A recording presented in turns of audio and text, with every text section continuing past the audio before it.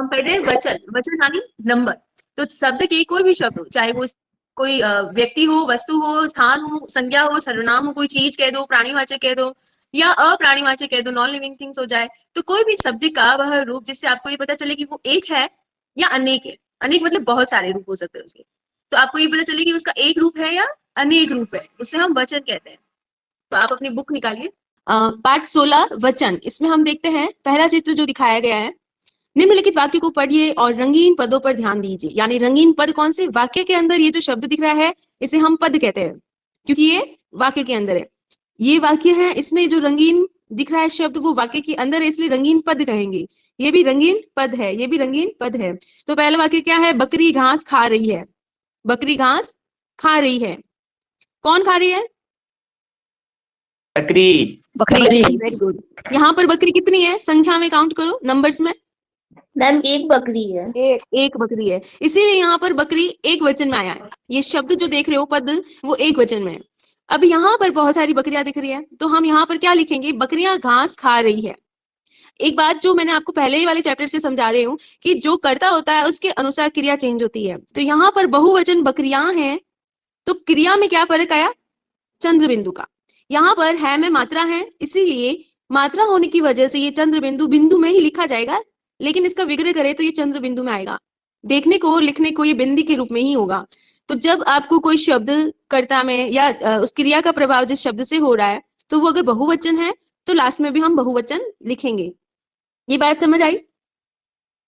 क्योंकि कर्ता का प्रभाव क्रिया पर पड़ता है, और यहाँ पर कर्ता बहुवचन है, बकरियां हैं। बहुवचन में ई छोटी हो जाता है, ई छोटी हो जाता है लास्ट में, और यहाँ चंद्र बिंदु लगता है। ये इसलिए बार बार बता रही हूँ ताकि आप लिखते समय ये गलतियां नहीं करें।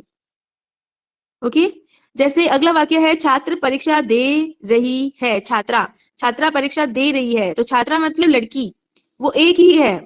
ओके, अब यहाँ पर बहुत सारी छात्राएं हो गई है, तो हमने क्या किया है? लास्ट वाले वर्ड को, क्रिया को देखना है और कर्ता को देखना है। वो छात्राएं बन गई हैं, बहुवचन में आ गई है। तो छात्रा का बहुवचन छात्राएं, एक से अनेक का बोध हुआ है, तो ये हो गया छात्राएं परीक्षा दे रही हैं। चंद्र बिंदु से बिंदी में कन्वर्ट हो गया, है के ऊपर लग जाएगा क्योंकि बहुवचन है। यहाँ पर एक वचन है तो है सिंगल लिखा जाएगा, कोई बिंदी नहीं आएगी। बहुवचन है तो यहाँ पर बहुवचन हो जाएगा। ये शुद्ध वर्तनी और मात्राएं जिसको कहते हैं उसका ज्ञान भी साथ में मैं करवा रही हूँ, तो आपको ध्यान रहे कि कहाँ पर कैसी मात्राएं किस तरह से हम प्रयोग में लेंगे। ओके, अब यही बात यहाँ लाइन लिखी गई है कि बकरी और छात्रा एक वचन है, बकरियां और छात्राएं बहुवचन है। तो आपको ये पता चले कि व्याकरण में वचन शब्द का प्रयोग किसी संख्या का बोध करा रहा है। संख्या का बोध करा रहा है, ये एक है, ये बहुत सारी है, ये एक है, ये बहुत सारी है। तो जब आपको संख्या का बोध हो उसे वचन कहते हैं, वचन। ओके, तो परिभाषा के तौर पे क्या लिखेंगे? शब्द के जिस रूप से उसके एक या अनेक होने का बोध होता है उसे वचन कहते हैं। क्लियर? क्या लिखोगे? शब्द के जिस रूप से, यानी शब्द के जिस रूप से, रूप यानी बनावट, यहाँ जिस रूप से आपको ये पता चले कि वह एक है या अनेक है, ये पता चले तो वही क्या है? वचन है। ओके, अब वचन के कितने भेद बताए हैं? दो भेद है, एक वचन और बहुवचन। कितने भेद है बोलो? एक वचन और बहुवचन। बहुवचन। ओके, अब एक वचन के बारे में जानते हैं, वही जो अभी मैंने आपको समझाया। क्या? इस शब्द के जिस रूप से एक ही प्राणी या वस्तु का बोध हो। शब्द के जिस रूप से, यानी उसके रूप बनने की रूप से क्या पता चले कि वह एक प्राणी हो, चाहे वो वस्तु भी हो सकती है, कुर्सी, घड़ी, कुत्ता एक वस्तु भी हो सकती है, मेज, फोन, मोबाइल एक वस्तु भी हो सकती है, और एक प्राणी भी हो सकता है। प्राणी, प्राणी और कौन है इनमें से? कोई एक लड़की है, एक पिताजी है। तो इस तरह से हम प्राणी भी ले सकते हैं और वस्तु भी ले सकते हैं। तो जब एक रूप का बोध होता है तो वो एक वचन में आएगा। जैसे उदाहरण दिया है, पिताजी कुर्सी पर बैठ गए। कहाँ पर बैठे बेटा? कुर्सी पर। तो ये कुर्सी क्या है? हाँ, ये कुर्सी क्या हो गई? एक वचन। वस्तु। हाँ, वस्तु कितनी है? एक है, तो ये वस्तु एक का बोध कराता है। जैसे यह घड़ी दीवार पर टांग दो। अब ये इसको बता रही है या कह रही है कि घड़ी दीवार पर टांग दो, तो घड़ी कितनी है? वस्तु है, एक है, एक का बोध हो रहा है। दादाजी के साथ मेरा कुत्ता भी घूमने जाता है। कौन प्राणी? कौन सा प्राणी जाता है? कुत्ता, तो वो प्राणी में आ जाएगा, है ना? तो ये कितना है? एक है, एक का बोध करा रहा है ना? इसीलिए हम इसको एक वचन में लेंगे। मोबाइल फोन मेज पर रखा है। मोबाइल कितना रखा है? एक। मेज कितनी है? एक। तो ये दोनों वस्तु एक एक है, इसलिए एक का बोध करा रही है। क्लियर? Yes ma'am. गुड। अभी आगे देखते हैं। जैसे यहाँ पर पीछे दिए गए उदाहरण में वाक्य की रंगीन पद प्राणी और वस्तु का बोध करा रहे थे, वे एक वचन संज्ञाएं आई है। अब ऐसे में ही जब आपको जिस शब्द के जिस रूप से अनेक प्राणी और वस्तु का बोध होगा तो वो बहुवचन में आ जाएगा। जैसे यहाँ देखिएगा, ये गमले लॉन में एक तरफ लगा दो, यानी बगीचे की जो बाउंड्री है, किनारी है, उस तरफ, उस जगह पर बताया है कि यहाँ एक तरफ लगा दो, यानी साइड में लगा दो। किसको? गमले को। यहाँ गमले जो देख रहे हो, गमला होता तो वो एक वचन होता, गमले लिखा गया है। और ये जो वर्ड लिखा है ना, ये यह नहीं है, ये है। तो इससे आपको क्या पता चलता है कि ये बहुवचन है। और गमले, ये भी आपको पता करेगा कि ये बहुवचन है। आई बात समझ? Yes ma'am. ओके। यहाँ देखो इस चित्र में, आकाश में पतंगे उड़ रही है। आकाश में पतंगे यानी कि एक से अनेक वस्तु का बोध हो रहा है। एक से अनेक हुई, दो हो गई, या जितने भी हम उसको काउंट करें, पर वो एक से ज्यादा है, इसीलिए हम उसको बहुवचन में लेंगे। लड़कियां हैं, दो लड़कियां हैं, एक से ज्यादा हुई, तो लड़कियां बहुवचन। मालाएं, बहुत सारी मालाएं बना रही हैं, मालाएं भी बहुवचन हो गया, तो ये दोनों शब्द बहुवचन में है। ओके। माँ ने सब्जियां काट दी है। सब्जियां मतलब वो और सारी सब्जियां काट चुकी है। ओके। तो ये वाले वर्ड सब्जियां बहुवचन में आ जाएगा। ओके। समझ आया बेटा, बहुवचन और एकवचन? Yes ma'am. अब आपको पहचान करनी हो तो कैसे करेंगे? थोड़ी सी ट्रिक है, पहचानने के दो प्रकार हैं। एक है संज्ञा और सर्वनाम शब्दों के रूप से हम पहचानेंगे, जैसे मैंने आपको बताया, संज्ञा और सर्वनाम रूप से। संज्ञा है पतंग, पतंगे। सर्वनाम ये, यह। तो संज्ञा और सर्वनाम शब्द के रूप से हम पहचानेंगे। और दूसरा है क्रिया शब्दों के रूप से। क्रिया शब्द, जैसे मैंने आपको बताया था, पीछे जो वर्ड लगा है क्रिया में, उससे भी हम पहचान करेंगे। ये ऑलरेडी मैंने अभी बताया है, बट मैं इसको अलग से एक्सप्लेन कर देती हूँ क्योंकि आपकी बुक में बताया है। क्या है? संज्ञा या सर्वनाम शब्दों के द्वारा, शब्दों के रूप द्वारा वचन की पहचान करना। वही बात, जैसे एग्जाम्पल है, अध्यापिका कक्षा में आई है। कौन आई है? अध्यापिका। अध्यापिका। अध्यापिका यहाँ पर अभी कितनी है? एक है। ओके। अब यहाँ लिखा है अध्यापिकाएं कक्षा में आई। ई में बिंदी देख रहे हो, जरा ध्यान से देखो, बिंदी देख रहे हो, क्रिया का प्रभाव कर्ता के अनुसार आया है। तो अध्यापिकाएं यहाँ पर बहुवचन की संज्ञा बन जाएगी, है ना? समझ आया क्या आपको? तो यहाँ पर कितनी होगी अध्यापिकाएं बहुवचन में? एक से ज्यादा होगी, चाहे वो दो हो या बहुत सारी हो। ओके। अगला देखो, लड़का पढ़ रहा है। लड़का कितना वचन हुआ? एक वचन। एक वचन। एक वचन। तो क्रिया में भी आपको पता चल रहा है कि वो एक वचन ही है। ऐसे ही लड़के पढ़ रहे हैं। पढ़ रहे हैं। ये लड़के वर्ड जो है लड़का से निकला है बहुवचन में, तो इससे आपको क्या पता चला कि ये एक से ज्यादा है। दो। और क्रिया में आपने क्या देखा पहचान के लिए? ये बिंदी लगी है ना बहुवचन के लिए। वह गाना सुन रहा है। वह सर्वनाम से भी पता चलेंगे कि यह एक वचन है। वह का बहुवचन क्या होता है? वे गाना सुना रहे हैं, तो वे से बहुवचन की पहचान होगी। ओके। अब देखना है क्रिया शब्दों के रूप द्वारा वचन की पहचान करना। किसके द्वारा? क्रिया शब्द के रूप द्वारा। क्रिया हमेशा वाक्य के अंत में जुड़ती है। कहाँ जुड़ती है? वाक्य के अंत में। अंत में, लास्ट में। तो जब हम सेंटेंस बनाते हैं तो क्रिया वाक्य के लास्ट में ही देखी जाएगी। ओके। तो कुछ संज्ञा शब्द का रूप एक वचन और बहुवचन में समान रहता है। ऐसी संज्ञाओं के वचन का बोध वाक्य के क्रिया शब्दों के द्वारा होता है। जैसे मजदूर सड़क बना रहा है, यहाँ मजदूर एक ही है ना? ये जातिवाचक संज्ञा हुई मजदूर, तो ये एक ही संज्ञा है, लेकिन यहाँ पर रहा है उस एक जाति को प्रभावित कर रहा है, उस एक जाति के बारे में बता रहा है। अब यहाँ देखिएगा, मजदूर सड़क बना रहे हैं, इसका मतलब कि ये मजदूर बहुत सारे हो सकते हैं, क्योंकि क्रिया से हम पहचानेंगे। एज इट इज देखो, सेम टू सेम लिखा हुआ है, कोई चेंज नहीं है। बस क्रिया का फर्क आप देखोगे, जो मैंने आपको भी बताया कि जब बहुवचन हो तो क्रिया भी बहुवचन हो जाएगी। अगला देखो, थोड़ा और समझ में आ जाएगा। चोर पर्दे के पीछे छिप गया। यहाँ पर चोर कैसे पता चला? एक क्रिया है, यानी चोर भी कितना है? एक ही है। अब अगर ये लिखा जाए चोर घर में घुस आए, तो यहाँ पर चोर की कोई संख्या नहीं दी गई है। हो सकता है वो एक हो या दो हो या एक से ज्यादा, कितने भी हो सकते हैं। क्यों? क्योंकि आए जो वर्ड लिखा है बहुवचन के रूप में है। आ रहा है समझ में?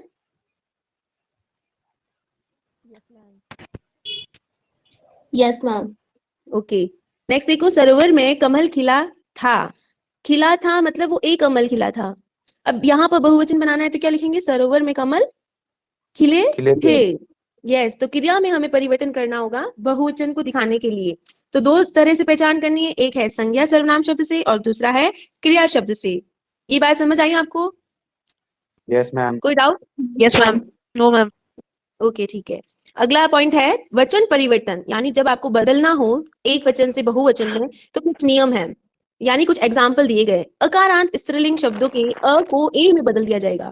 अकारांत मतलब कि स्त्रीलिंग, हाँ, पीछे किसका साउंड हो रहा है? अ का साउंड। बोतल अ, कमल या कलम, रात, भैंस, इसमें ना कोई ऐसे शब्द जिसके पीछे कोई मात्रा ना हो, यानी वो क्या है? अ साउंड हो, जिसके अंत में अ साउंड हो, अ का रूप हो। ओके, अब ये पुस्तक क्या है? स्त्रीलिंग है ना? पुस्तक पढ़ी या पुस्तक पढ़ा? क्या वाक्य होना चाहिए? पुस्तक पढ़े। पुस्तक पढ़े। पुस्तक पढ़ी। पढ़ी। पढ़ी, हाँ। पुस्तक खोला या पुस्तक खोली? पुस्तक खोली। खोली। तो ये सारे शब्द जो देख रहे हो ना, ये एक वचन में, ये सभी स्त्रीलिंग है। दीवार तोड़ी, दीवार तोड़ा नहीं। सड़क तोड़ी, सड़क बनाई। बात समझ आ रही है? ये स्त्रीलिंग वाले हैं। तो अकारांत शब्द के ये स्त्रीलिंग शब्द हैं जिसके अ को ए में बदल देंगे, यानी यहाँ जो ए अ साउंड है ना उसको ए में बदलना है। एक देखो यहाँ ध्यान से चंद्र बिंदु लिखा है। ए, ये वाला जो ए होता है इसको मात्रा में कैसे लिखते हैं? इस तरह से एक मात्रा लगाते हैं, है ना? और ये यस वाला मैम। जो ए होगा इसकी मात्रा कैसे होगी? दो मात्रा में। लेकिन ये वाला जो ए है इसकी मात्रा एक ही होगी, इसकी मात्रा एक होगी। लेकिन यहाँ साथ में आप देख रहे हो चंद्र बिंदु लगा है। चंद्र बिंदु लगाए मतलब हमें यहाँ चंद्र बिंदु लगाना है, पर ऑलरेडी मात्रा है, जगह नहीं है, इसलिए हम बिंदी में ही इसको कन्वर्ट करेंगे। लेकिन छुपावा क्या है? चंद्र।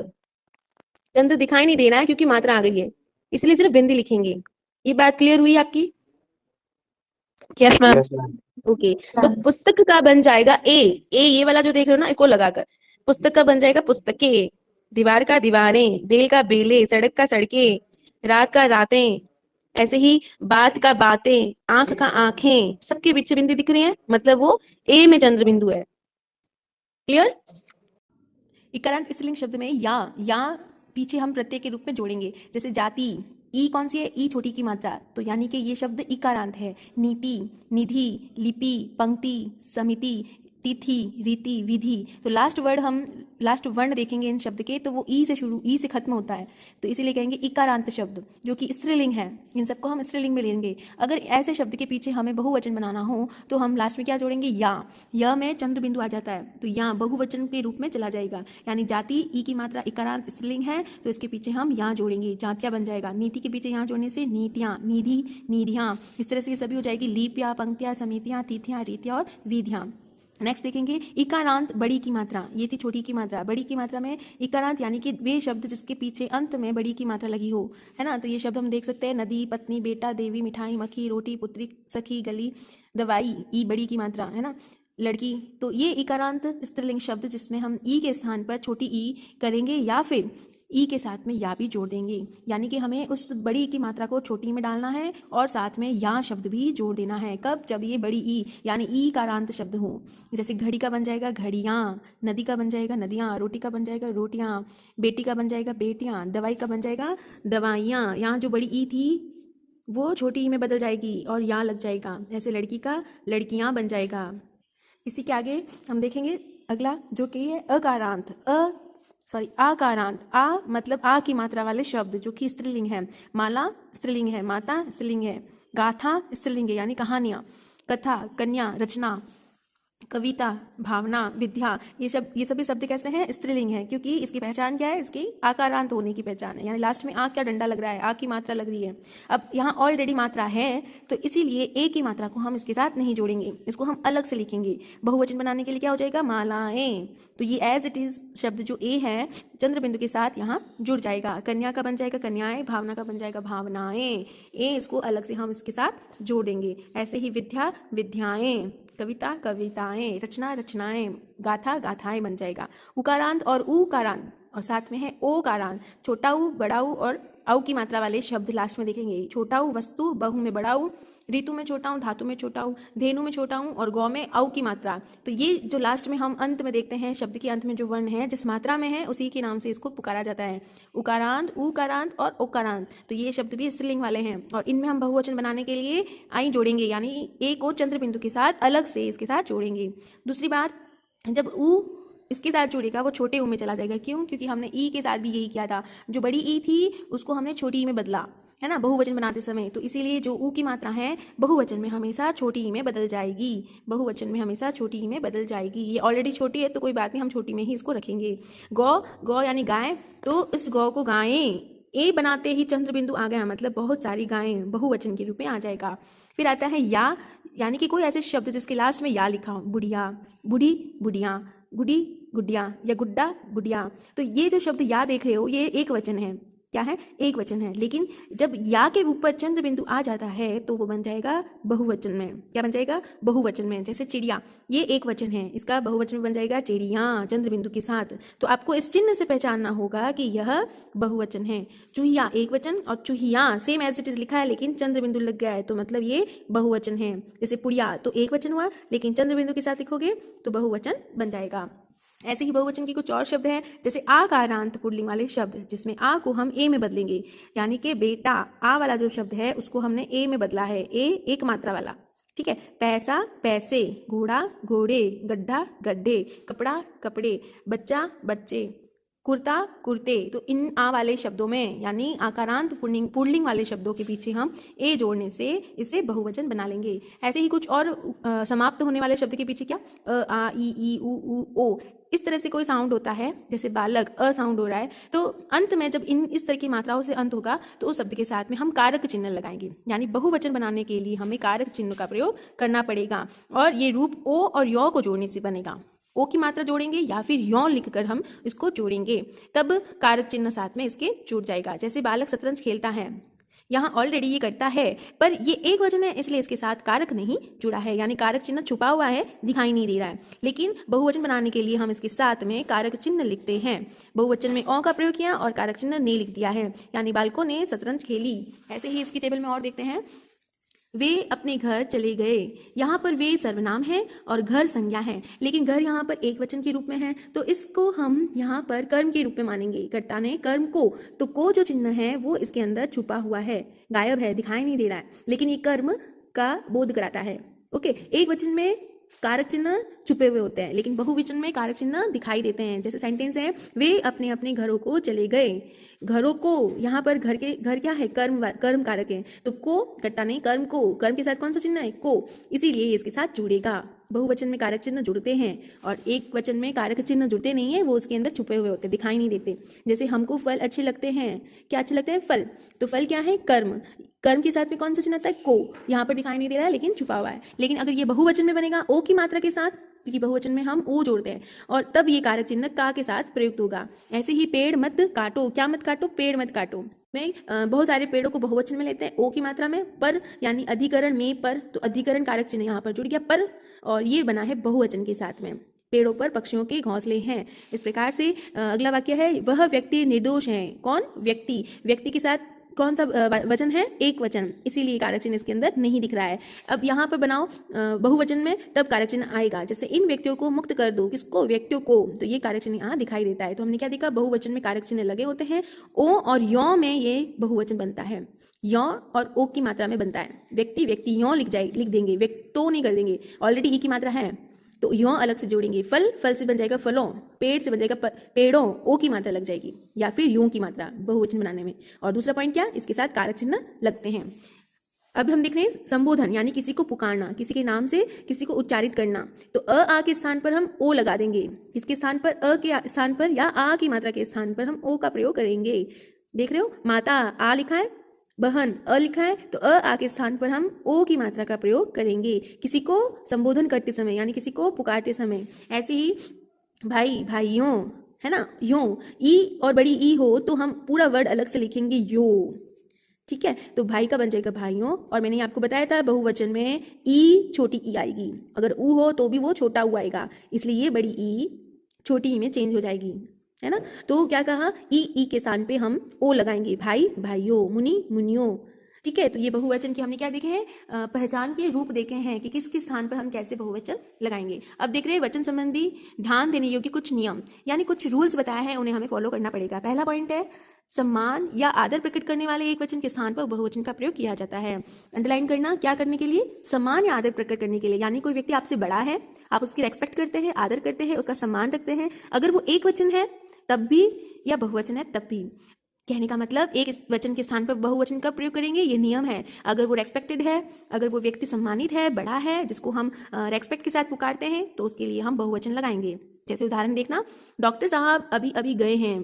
कौन? डॉक्टर साहब। तो हम एक रेस्पेक्टिव सेंटेंस यूज कर रहे हैं, यानी डॉक्टर को हम आदर के साथ, सम्मान के साथ जानते हैं। तो अभी अभी गए हैं जो क्रिया देख रहे हो, ये डॉक्टर के लिए यूज हो रही है। डॉक्टर को हम आदर सम्मान के साथ प्रकट कर रहे हैं। डॉक्टर एक वचन है तो क्रिया इसको बहुवचन बनाएंगे। क्यों? क्योंकि ये शब्द बहुवचन में ही आएंगे, क्योंकि हम इनको आदर के समान बहुवचन में लेते हैं। जैसे अगर उदाहरण है पिताजी बैठ गए, पिताजी बैठा है, तो यहाँ पर हमें अटपटा लगेगा, क्योंकि ऐसा लगता है कि इस लैंग्वेज में पिताजी की रेस्पेक्ट नहीं हो रही है। पिताजी बैठा है क्या होता है? पिताजी बैठे हैं करेंगे ना, बैठे हैं, तब ये रेस्पेक्टफुल लगेगा, यानी हमें लगेगा कि हम उनकी रेस्पेक्ट से पुकार रहे हैं, सम्मान कर रहे हैं, आदर कर रहे हैं। तो इसीलिए ये बात कही है कि पिताजी भले ही एक वचन है, लेकिन इसको हम बहुवचन के अनुसार प्रयोग में लेंगे। और मैंने आपको ये बात कही, एक बहुवचन में हम चंद्र बिंदु या बिंदी का प्रयोग करेंगे, और ये एक बैठे रेस्पेक्टिव शब्द है ना, सम्मान सूचक शब्द है। ऐसे ही ये क्रिया भी सम्मान सूचक में चली जाती है। जैसे प्रेमचंद्र उपन्यास सम्राट कहलाते हैं। प्रेमचंद्र कौन है? कथाकार है, कहानीकार है, तो ये उपन्यास के सम्राट कहलाते हैं, राजा कहलाते हैं। तो ऊंचा नाम है इनका, बहुत फेमस है ये, इसीलिए इनको सम्मानित किया जाएगा। तो कहलाते हैं या कहलाता सही होगा? कहलाते सही हैं। इसलिए कहा है कि आदर और सम्मान के साथ जो एक वचन हो उन्हें हम बहुवचन में ले आएंगे। अमेरिकी राष्ट्रपति भारत की यात्रा पर आ रहा है या आ रहे हैं? रहे हैं शब्द बहुवचन में लिया जाएगा, तो ये सम्मानित के लिया जाएगा। आज मंत्री जी पार्क का उद्घाटन करेंगे, बहुवचन में आएगा करेंगे, क्योंकि ये रेस्पेक्टिव वर्ड है। मंत्री, गुरु जी कक्षा में आने वाले हैं, या ये कहोगे कि आज मैडम आई, या ये कहोगे कि आज मैम आए, अध्यापिका आए या आई। मतलब कहने का मतलब है कि आप उनको जब पुकारते हो तो रेस्पेक्टिव शब्द में ही पुकारना, ओके, बहुवचन के रूप में। अगला पॉइंट, ये पहला पॉइंट नियम याद हुआ, सम्मान और आदर प्रकट करने के लिए बहुवचन का प्रयोग करेंगे। दूसरा पॉइंट ये है, अपना बड़प्पन प्रकट करने के लिए एक वचन के स्थान पर बहुवचन का प्रयोग किया जाता है।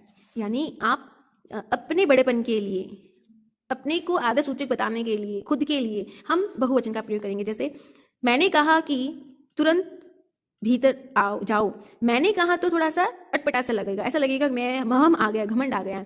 तो मैंने यहाँ पर एक अकेले के नाम की जगह, मैं की जगह पर हम लिख दिया है। हम तो बहुवचन का रूप है, लेकिन यहाँ पर मैं के स्थान पे मैंने हम लिखा है। क्यों? क्योंकि हम अपने आप को बड़पन के नजरिए से बोलेंगे, मैं करके या तू करके नहीं बात करेंगे, हम आप और हम की तरह बात करेंगे, है ना। तो इसीलिए यहाँ हम का मतलब मैं से है, खुद से है।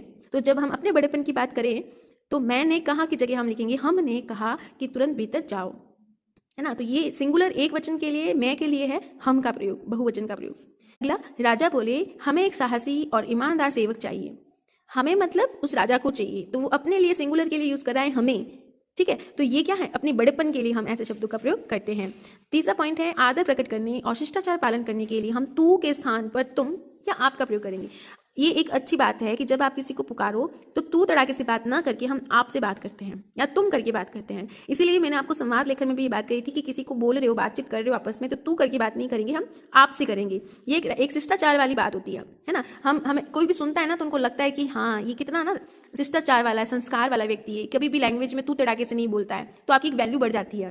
तो इसीलिए आपको तू के स्थान पर आप या तुम का प्रयोग हम करेंगे। जैसे तुम 2 दिन के लिए और रुक जाओ, अगर मैं यहाँ लिखूँ तू 2 दिन के लिए और रुक जा, तो ये शिष्टाचार वाली लैंग्वेज नहीं होगी, है ना। किसी का एक्सपेक्ट नहीं करेंगे, ऐसा लगता है ये ऐसे क्या तू तड़ाके से बात कर रहा है, तो हम वहां पर तुम का प्रयोग कर सकते हैं। तुम 2 दिन के लिए और रुक जाओ, ये भी बहुवचन बन जाएगा, है एक वचन के लिए, लेकिन हम इसको बहुवचन में इस तरह से प्रयोग करेंगे। अगला है, आप कहाँ जा रहे हैं, या तू कहाँ जा रहा है ऐसे नहीं बोलेंगे, हम बोलेंगे आप कहाँ जा रहे हैं। तो ये आप शब्द भी आपके शिष्टाचार के बारे में बताता है। तो इस तरह से हम बहुवचन वाले शब्दों को एक वचन में लेते हैं।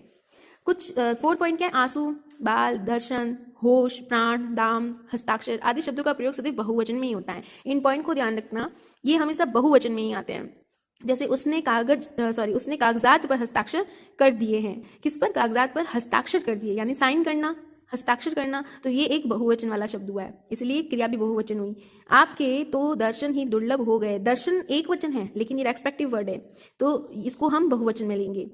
नीरा के बाल तेजी से झड़ रहे हैं, बाल एक नहीं है, बहुत सारे होते हैं, तो बाल एक को हम अनेक में ले आएंगे, एक अकेला बाल नहीं बोलेंगे है ना, तो वो बहुत सारे बालों को लेकर चलेगा बहुवचन के रूप में, तो इसलिए हम इसकी क्रिया भी बहुवचन बना देंगे। दुर्घटना का समाचार सुनकर मेरे तो जैसे प्राण ही निकल गए, तो यहाँ पर क्या है, यहाँ पर उसकी होश उड़ने की बात है, यानी कि कुछ दुखद घटना हुई जिसकी वजह से उसका इमोशन, उसकी होश के बारे में बताया है, तो यहाँ पर ये प्राण ही निकल गए, प्राण शब्द के लिए बहुवचन आया है। सांस निकलना, प्राण निकलना, जान निकलना, तो ये एक वचन है लेकिन इसका प्रयोग बहुवचन में हम करेंगे। अगला पॉइंट है आकाश, पानी, वर्षा, जनता, सत्य, प्रजा, व्यथा आदि शब्द ऐसे हैं जो हमेशा एक वचन में आते हैं, ये थे बहुवचन में आते हैं, और ये वाले शब्द हमेशा एक वचन में आएंगे। जैसे दिन भर वर्षा होती रही, वर्षा एक वचन में आएगी, ठीक है। सड़कों पर पानी जमा हो गया, क्या पानी जमा हो गया, ओके, तो ये सभी भी एक वचन में आएगा। गया, रही, बहुवचन में नहीं है, ए नहीं लगाया किसी ने, एक वचन के रूप में क्रिया आएगी। प्रधानमंत्री जी का भाषण सुनते जनता क्या है, एक वचन, उमड़ पड़ी,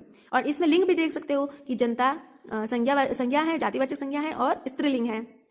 पानी जमा हो गया, पानी पुल्लिंग है, एक वचन है, ठीक है। फिर आता है मुझसे माँ की व्यथा देखी नहीं जाती, व्यथा यानी परेशानी, दुख, पीड़ा, उसको हम स्त्रीलिंग में लेते हैं, इसलिए लिखा है जाति नहीं जाती, ओके, इसलिए एक वचन ही लेंगे। पीड़ा भले ही अनेक सारी हो पर हम उसे एक वचन में लेंगे, ओके। फिर आता है समूहवाचक संज्ञा, जैसे मैंने आपको बताया था जातिवाचक में आता है भीड़, परिवार, ये सभी समूह में आता है, सभा, मंडल, दल, जाति, सेना, इसको हम ग्रुप में लेते हैं, तो इसका प्रयोग भी हम एक वचन में करेंगे। ये भले ही ग्रुप है, बहुत सारे लोगों से मिलकर बनी है, लेकिन है तो एक ही ना, एक ही चीज को रिप्रेजेंट करता है। तो जैसे उदाहरण है, मुसीबत आने पर परिवार ने उसका पूरा साथ दिया। अब परिवार में बहुत सारे लोग होते हैं लेकिन नाम तो एक ही है ना परिवार में, तो इसीलिए इसको हम एक वचन में लेंगे, यानी जातिवाचक संज्ञा या समूहवाचक संज्ञा को एक वचन में लिया जाता है, ठीक है। कल एक प्रतिनिधिमंडल जिलाधिकारी से जाकर मिला, कौन, प्रतिनिधि मंडल, मंडल की बात हो रही है, मंडल जातिवाचक संज्ञा है, मिला एक वचन से क्रिया आ जाएगी, तो इससे पता चलता है कि ये शब्द किस में आते हैं, एक वचन में आते हैं, ठीक है। अगला है नेक्स्ट 2 पॉइंट और है, इसमें बताया है व्यक्तिवाचक संज्ञा, भाववाचक संज्ञा का प्रयोग एक वचन में होता है, यानी ताजमहल सौंदर्य भाववाचक संज्ञा है, ताजमहल व्यक्तिवाचक संज्ञा है, तो इन दोनों का प्रयोग एक वचन में हुआ है। कैसे हुआ है, चांदनी रात में ताजमहल का सौंदर्य दर्शनीय है, यानी रात गहरी है और रोशनी वाली रात है, चांदनी रात है, तो उस समय ताजमहल बहुत अच्छा दिखता है और चमकदार दिखता है, सुंदर, देखने योग्य है, ठीक है। तो ये शब्द क्या है, व्यक्तिवाचक संज्ञा और भाववाचक संज्ञा क्या है, एक वचन में प्रयोग होगी।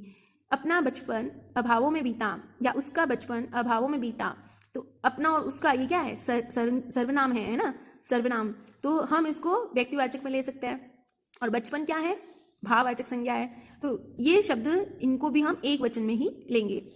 जैसे महेंद्र सिंह धोनी नाम है किसी व्यक्ति का, तो व्यक्तिवाचक संज्ञा होगी। एक श्रेष्ठ क्रिकेट खिलाड़ी है, तो ये देखा जाए तो बहुवचन में आना चाहिए क्योंकि हम इसको पुकार रहे हैं, लेकिन पर्टिकुलरली नाम लिया गया है उस सिंगल व्यक्ति का व्यक्तिवाचक के रूप में, तब हम उसको एक वचन में लेंगे, ओके। आदरणीय सूचक हो, रेस्पेक्टिव हो, फिर उसको हम किसमें लेंगे, बहुवचन में लेंगे। लेकिन ये एक ऐसा वाक्य बना है जिसमें हम इसी व्यक्ति को संपर्क कर रहे हैं, इसी व्यक्ति के बारे में बता रहे हैं, तो ये एक व्यक्तिवाचक संज्ञा होने की वजह से एक वचन में आ जाएगा।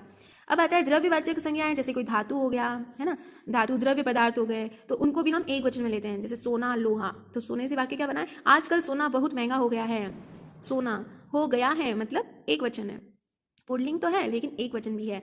उसने पुराना लोहा कबाड़ी को बेच दिया, लोहा धातु है, द्रव्यवाचक है संज्ञा, और इसको हम एक वचन में ही लेंगे। तो एक वचन की पहचान यानी कि बहुवचन की पहचान, किसी भी वचन लिंग की पहचान हम क्रिया के अनुसार करते हैं, वाक्य में प्रयुक्त क्रिया के अनुसार पहचान करते हैं, ओके। तो इस चैप्टर में हमने क्या सीखा, एक बार नजर डाल देते हैं। शब्द के जिस रूप से उसके एक आने होने का बोध हो उसे हम वचन कहते हैं, और वचन के कितने भेद है, 2, पहला है एक वचन और दूसरा बहुवचन।